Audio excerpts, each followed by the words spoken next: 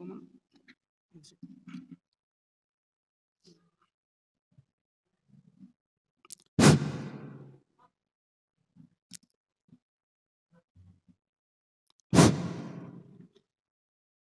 কৃষ্ণ বা সমস্ত ইফালে নামলৈ আগবঢ়া আছে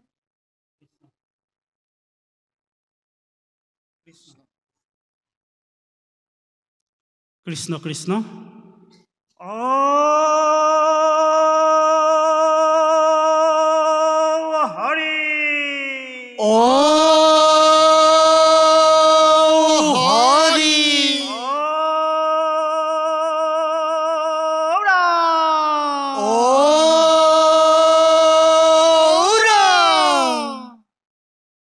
কৃষ্ণ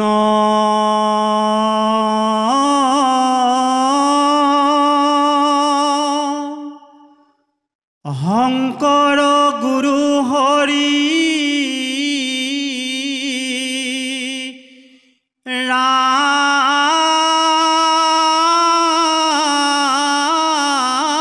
ৰাম ৰাম ৰাম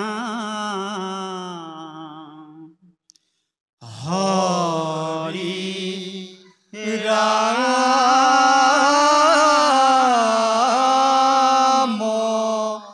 ৰাম কৃষ্ণ ই ৰাম শুনিও সৰ্বজন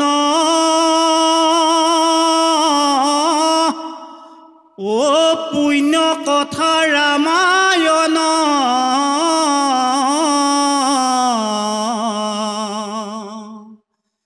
ভৈলা যুদ্ধ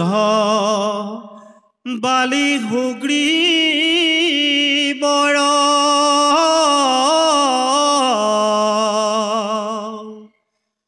দুষ্ট কদমন কৰি হন্ত কৰা খিলা হৰি নিধন কৰিলা বালি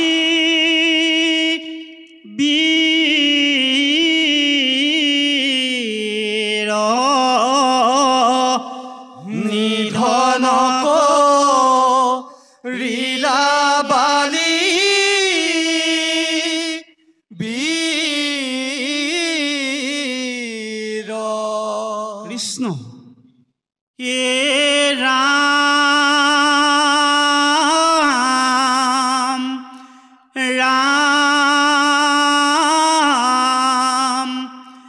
ৰাম ৰঘু নন্দ ৰাম ৰাম বালিক বোধিলা প্ৰভু কি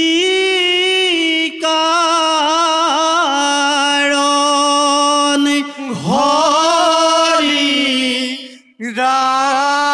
ৰাম ৰাম ৰাম ৰঘু নন্দ ৰাম ৰাম বালিক বোধিলা প্ৰভু কি কাৰণ এ ৰাম আতয়ন তৰে শুনা বালি বধ লীলা পাত হৰে ৰাম শ্ৰীমতে বধিলা হৰি ৰাম ৰাম ৰাম ৰঘু নন্দ বালিক বোধিলা প্ৰভু কি কাৰণ এ ৰাম লুকাই থাকিলা ৰাম হাতে ধনু ধৰি ৰাম চলিলা সুগ্ৰীব শীঘ্ৰে ভয় পৰি হৰি হৰি ৰাম ৰাম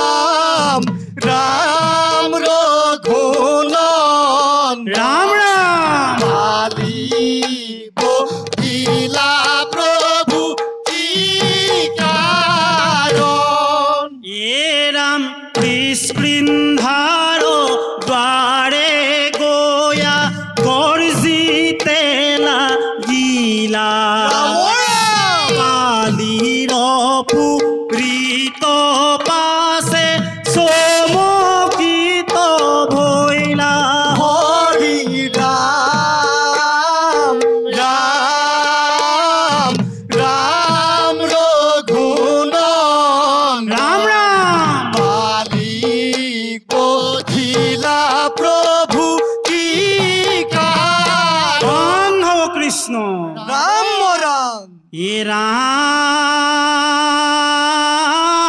ৰাম ৰাম ৰাম হে ৰাম ৰাম এই ৰজা কবি তন্দা কৰি পাৰিলন্ত গালি শুনি শিক্ষাৰ অনুসাজে খেদি আহে বালি হয় হয় এ ৰাম ভয়ংকৰ ভৈলা যুদ্ধ বালি হুগ্ৰীবৰ ঐ বিমানে দেৱতা গণে দেখন্ত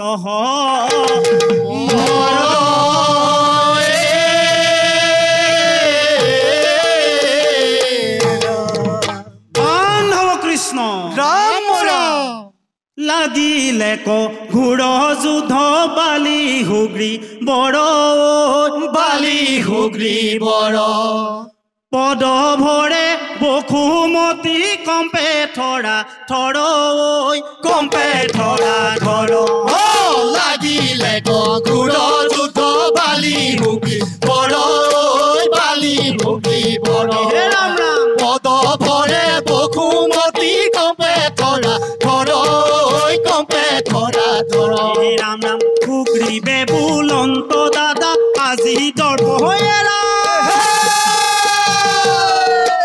ইষ্ট গুৰু দেৱতাক মনে তুমি স্মৰা ঐ মনে তুমি স্মৰা লাগিলে গৰুড় যুদ্ধ বালি হুগ্ৰী বৰ বালি হুগ্ৰী বৰ হে ৰাম ৰাম পদ ভৰে বসুমতী কম্পে থৰা থৰ কম্পে থৰা থৰ হে ৰাম ৰাম বিচাৰিয়া পুৰুষাক হাতে হাতে মিলে মাৰি বহু আজি তোক সৰলাঠি দিলে ঐ সৰলাঠি দিলে লাগিলে গৰুড় যুদ্ধ বালি হুগ্ৰী বৰ বালি হুগ্ৰী বৰ পদ ভৰে বসুমতী কম্পে থৰা থৰ কম্পে থৰা থৰ বান্ধৱ কৃষ্ণ ৰাম ৰাম এ ৰাম মাটিতে পৰিয়া কান্দে বালি মহাবীৰ কিনো চলনাৰে প্ৰভু লৈলা মোৰ প্ৰাণ ৰাম ৰাম এ ৰাম নুশুনিলা বালি তুমি মুহুৰ বচন ভাতৃ ভাইজাক পত্নী ৰূপে কৰিলা গ্ৰহণ এ ৰাম ভাতৃ ৰাজ্য খেদি তুমি কৰিলা গ্ৰহণ ঐ এহি অপবাদে তোক কৰি বুনি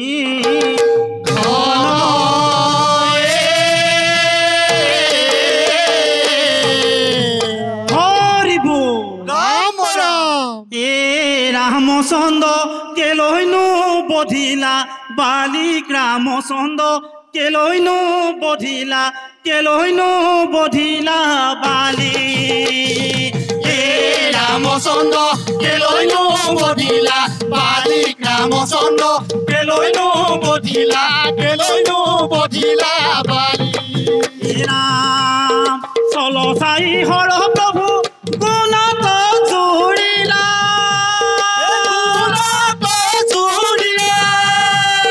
হৰ ঘাটে বালি বীৰ বাগৰি পৰিলা ৰামচন্দ্ৰ কেলৈনো বধিলা বালিক ৰামচন্দ্ৰ কেলৈনো বধিলা বালি ৰাম দুয়ো ভাই মিল দেখাত তেৱে বুদ্ধি দিলা বুদ্ধি দিলা ঐ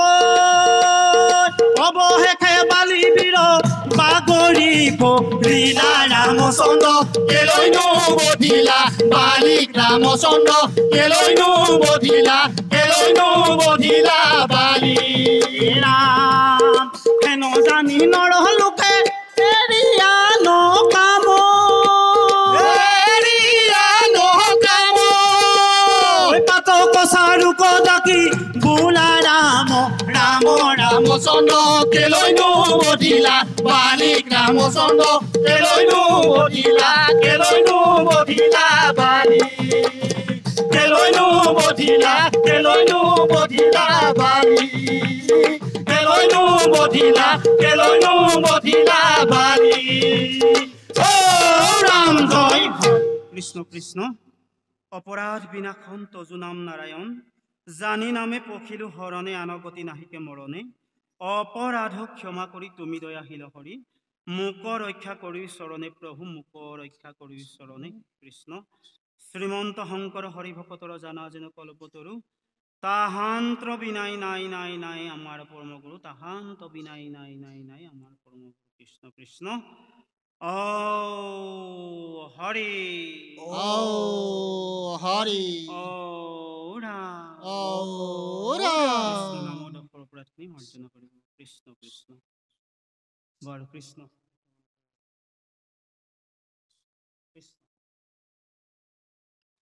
কৃষ্ণ বাপ সমস্ত কৃষ্ণ সেৱা আগবঢ়াইছোঁ কৃষ্ণ পৰিৱেশন সুন্দৰভাৱে কৰিবলৈ চেষ্টা কৰিছে তাৰ বাবে আমাৰ তৰফৰ পৰা দৰ্শকসকলৰ তৰফৰ হৈ আমি শলাগ আগবঢ়াইছোঁ কৃষ্ণ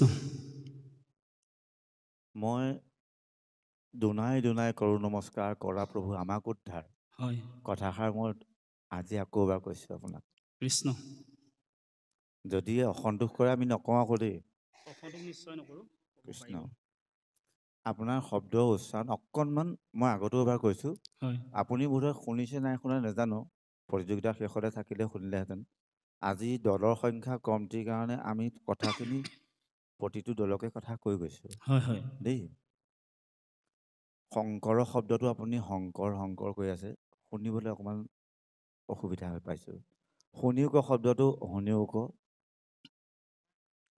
সন্তক পালন কৃষ্ণ সন্ত বুলি কৈছে যে চাবচোন বাৰু আপুনি হয় কৃষ্ণ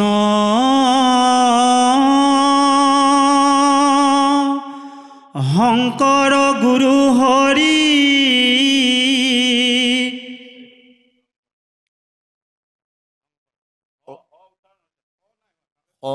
সং হোৱা নাই স তালব্য স হয় তালব্য স উচ্চাৰণ হ'ব লাগিব এতিয়া হ হৈ আছে উত্তৰটো দৰ্শকে দিছে আমি কোৱা নাই কৃষ্ণ আপোনাৰ ফালৰ পৰা এবাৰ কৈ দিলে বেছি সুবিধা হ'ব হয়, কৃষ্ণ শংকৰ শংকৰ নহয় হা? আপুনি যে গাইছে আমি যে গাইছোঁ ৰ'ব মই কৈ যাওঁ এই বস্তুটো আমি ক'ত এপ্লাই কৰোঁ ক'ত এপ্লাই কৰোঁ চাব আমি এতিয়া নতুনকৈ দিহানামত সংযোজন কৰিছোঁ আমি সংযোজন এই শব্দকেইটা বিশেষকৈ এটা ৰাগ হয় নহয় জানো হয় সেই ৰাগটোক আমি গুৰু বন্দনাৱলী এই নতুনকৈ বনাই লৈছে আগতে ৰাগহে আছিলে মই তেনে একেধৰণে গাম চাব হয়। ৰাগ এটাকে গাম এই সময়ত গোৱা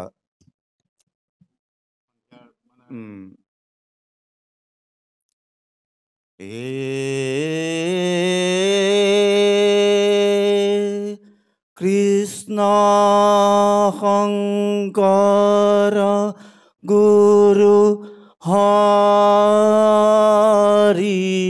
ৰাম ৰাম ৰাম হৰি ৰাম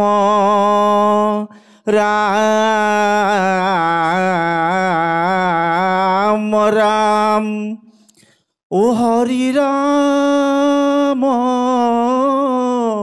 ৰাম এই শব্দকেইটা বৰ্তমান দিহানামৰ জোৰণিত আমি গুৰু বন্দনা হিচাপে সংযোজন কৰিছোঁ হয়নে প্ৰকৃততে ই ৰাগ আছিল কিন্তু সেই ৰাগটো যদি গোৱা হয় তেতিয়াহ'লে সেই বৰগীত ভাগ গাব লাগিব গোৱা নহয় গুৰু বন্দনা হিচাপে এই ভাগ গোৱা হৈছে গতিকে শংকৰ শব্দটো আপুনি শংকৰলৈ পৰিৱৰ্তন কৰি দিব, সুন্দৰ হ'ব। গায়নশৈলী ইমান সুন্দৰ হৈছে, এই শব্দকেইটা শুনিলে কিবা লাগি যায়, হয় হয় নহয় বাৰু? হয় আপুনি বেয়া পাইছে নি? আকৌ যদি নিশ্চয় বেয়া বেয়া পাইছে পোৱা মই মোৰ কথাটো উঠাই ল'ম।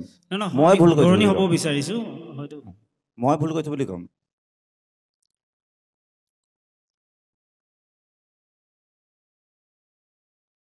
সীতাৰ কাৰুণ্য শুনি পুনু ৰামচন্দ্ৰ বোলে, শুন হেৰ জনক জীয়াৰী, স্থিৰ সংগে বনবাস, সুখৰ নাহিকে আস, শুনি হাঁহি বেক নৰ নাৰী। হয়নে? হয় এইটো সম্পূৰ্ণ কাৰুণ্য ৰসত কথাষাৰ হৈছে। যেতিয়া বনলৈ যাবলৈ সীতাই কৈছে ময়ো যাম, হয় নহয়? হয় সম্পূৰ্ণ কাৰুণ্য ৰসত হৈছে, কৰুণ ৰসত হৈছে। এতিয়া আপুনি গোৱা দিহাভাগ মই 79 মানত শুনিছিলোঁ। হয়। কাৰ মুখত শুনিছিলোঁ গম পায়নে?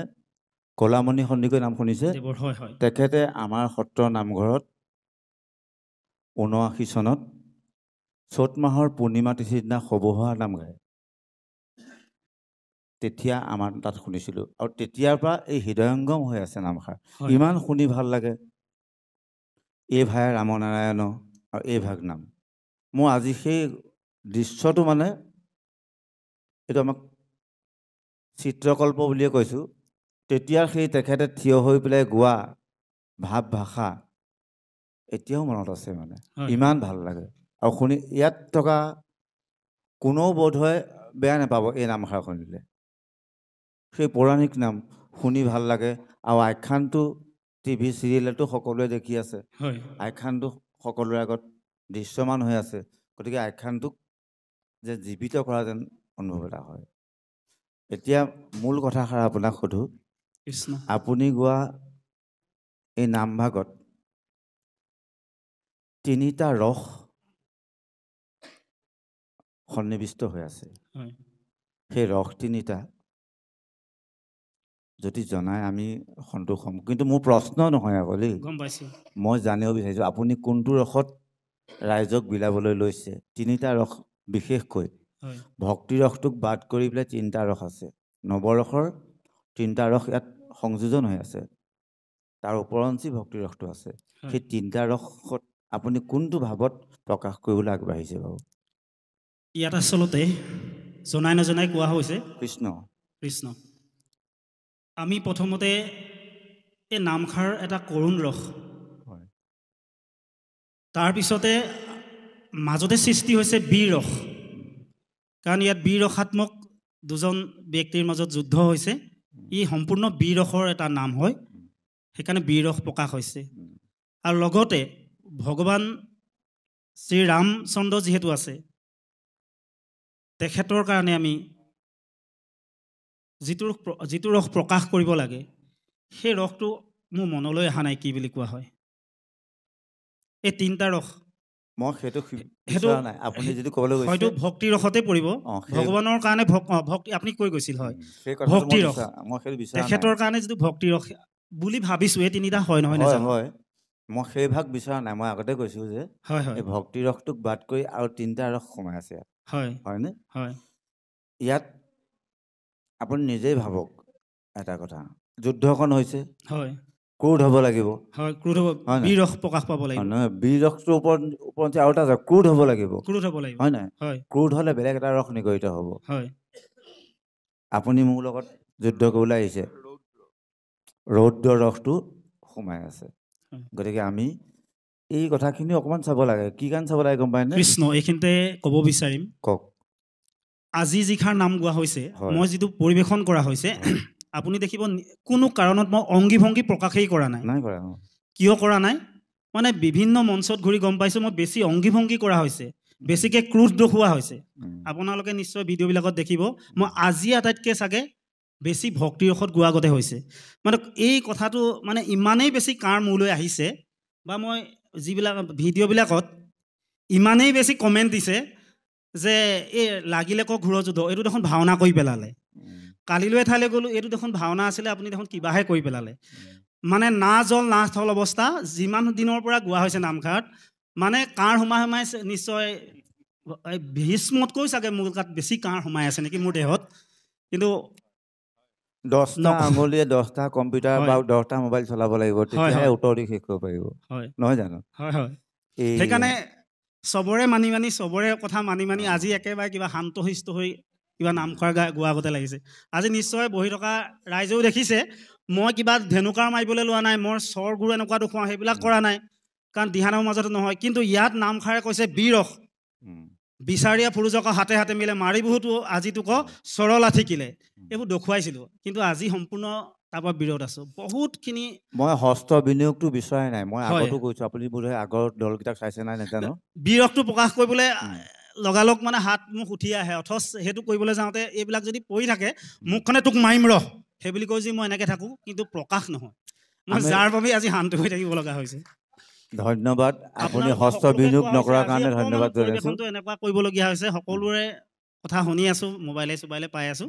যাৰ বাবে বহুত ঠাণ্ডা হৈ আজি নামষাৰ গাইছোঁ আমি কৃষ্ণ প্ৰথমতে কৈছো হয় যে হস্ত বিনিয়োগটো শুদ্ধ ৰূপত যদি দিব নোৱাৰে নোৱাৰে হয় নিদিয়াটো ভাল হয় হয়নে আগত দুটামান দলে দিছিলে মই তেখেতসকলক জনাইছো হয় আৰু যদি আপুনি ৰেডিঅ'ত শুনে আপুনি যে হস্ত ক'ত দিব হয় হয় নহয় হয় আমি এইটো পৰিবেশ্য কলা পৰিৱেশন কৰিছোঁ ভক্তি ৰসত পৰিৱেশন কৰিবলৈ গৈছোঁ হয় আমাৰ এই শব্দকেইটা কাণত শুনিলে কি ৰস প্ৰকাশ কৰিছে আমি মগজুৱে আমি ঢুকি পাম ব্যৱহাৰ কৰিব হয় নহয় জানো নিশ্চয় সকলোৱে ঢুকি পাব যিহেতু আমি সকলো অসমীয়া মানুহ একে ভাষাৰ কথা কওঁ গতিকে আমি বিভিন্ন হস্ত বিনিয়োগৰ দ্বাৰা আমি তাক প্ৰকাশ কৰিব প্ৰয়াস কৰিব নালাগে এইটো তেখেতে সেই কথাটো মানি লৈছে হয় মানি লৈ আপুনি কৰাৰ কাৰণে আপোনাক অশেষ ধন্যবাদ জ্ঞাপন কৰিছোঁ কৃষ্ণ ভৱিষ্যতে দলটোৰ উত্তৰণ আমি কামনা কৰিছোঁ কৃষ্ণ কথা এটা কওঁ দেই নেগেৰাটোত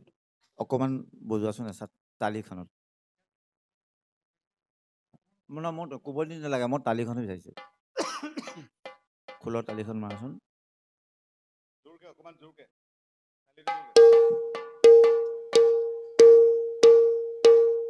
অকণমান পাৰ্থক্যতা আছে হয়নে অকণমান পাৰ্থক্যতা আছে হয়নে চোৱাচোন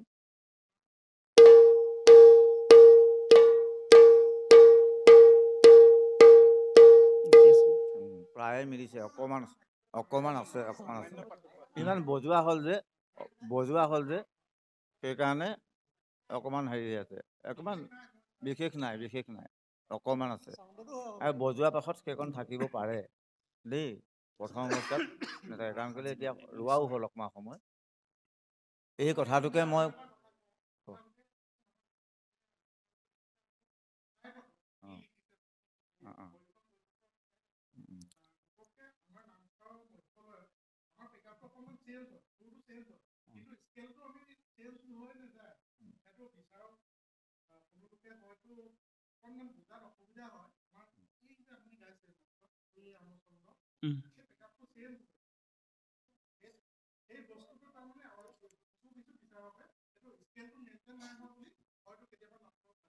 মই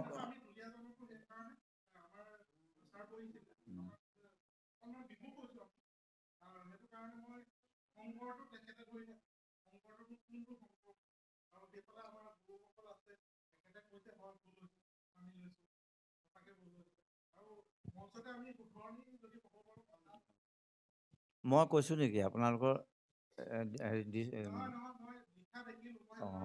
আমি বেলেগ এটা কথাহে লিখি আছোঁ বেলেগ এটা কথা লিখি আছোঁ হয় গতিকে আপুনি যিহেতু বাটৰ কচু গাত ঘঁহি পেলাই খজতি নল'ব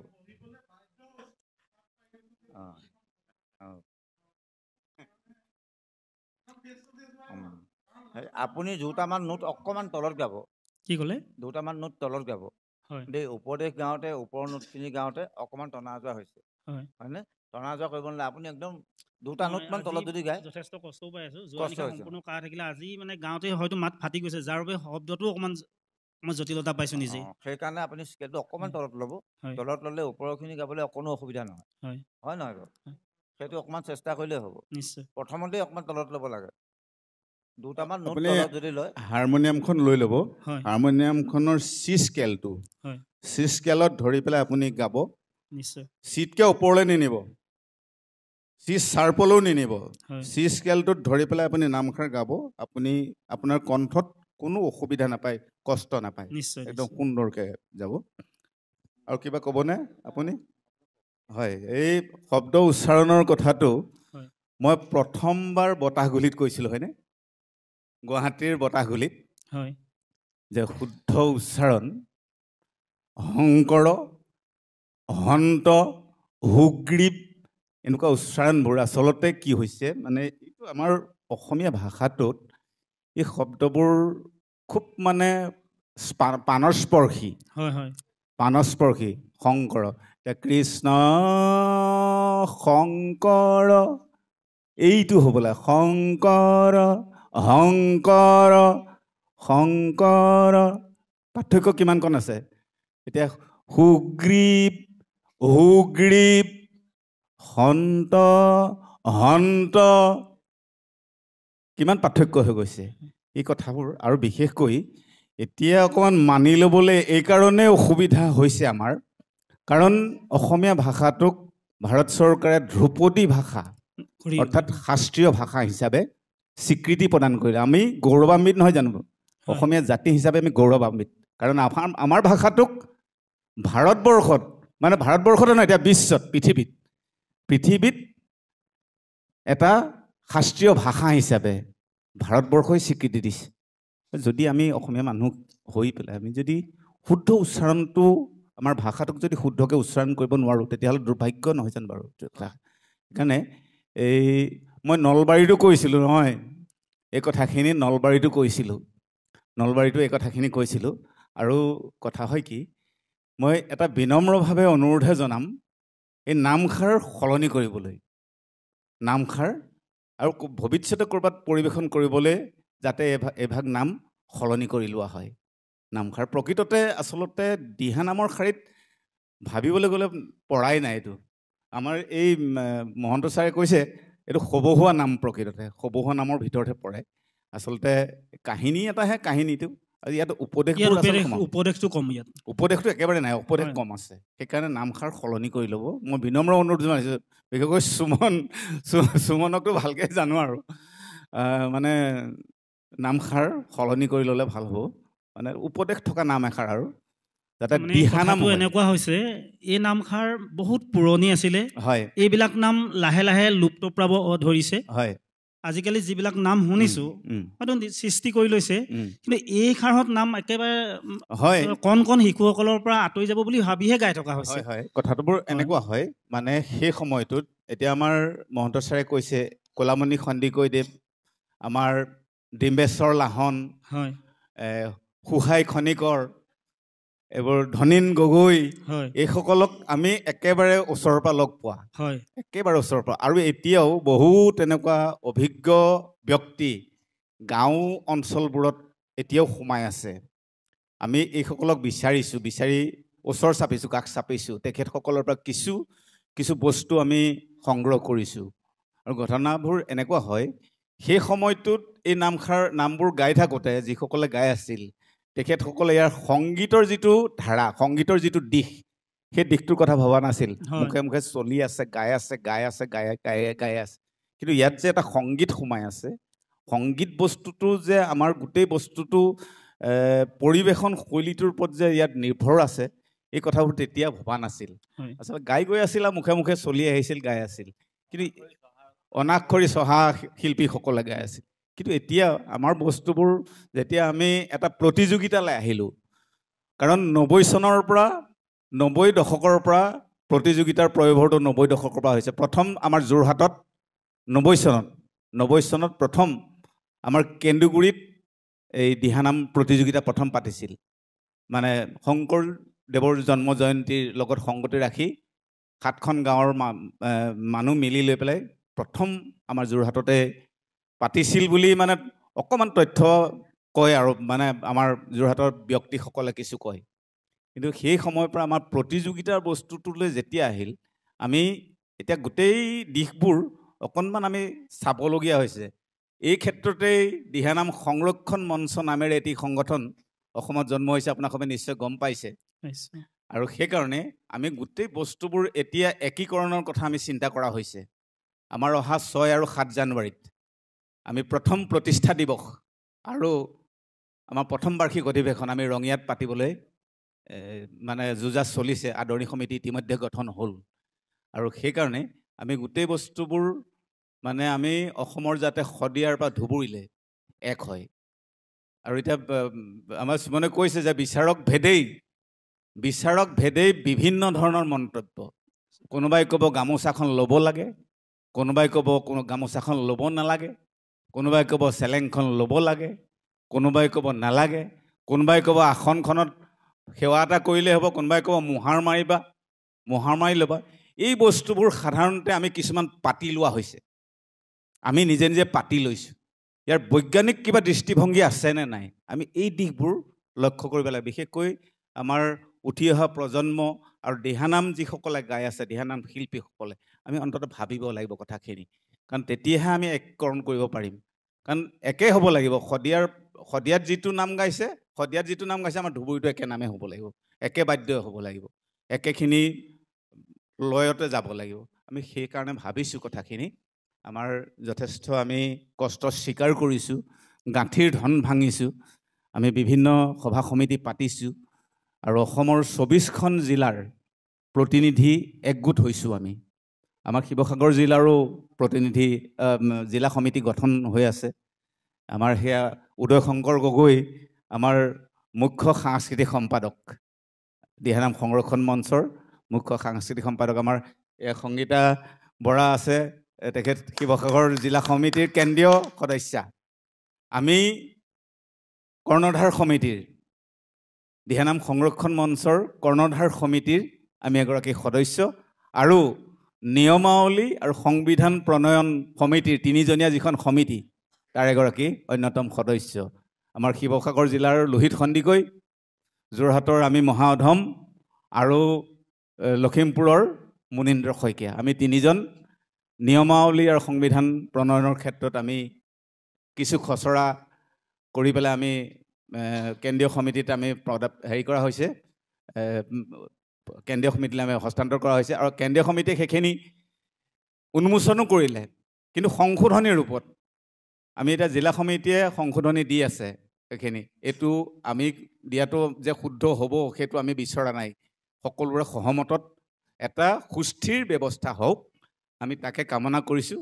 আপোনাক সবক আমি সেৱা জনাইছোঁ যাতে অদূৰ ভৱিষ্যতে আপোনাকো কৈছোঁ অন্ততঃ শব্দকেইটা শুদ্ধকৈ উচ্চাৰণ কৰিবলৈ আপুনি অকণমান চেষ্টা কৰিব আৰু উত্তৰ কামনা কৰিছোঁ।